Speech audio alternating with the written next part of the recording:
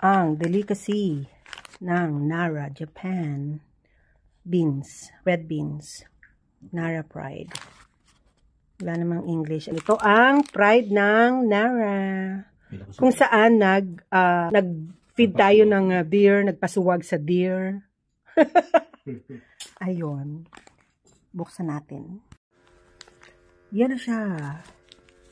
Para siyang pancake na na may red beans.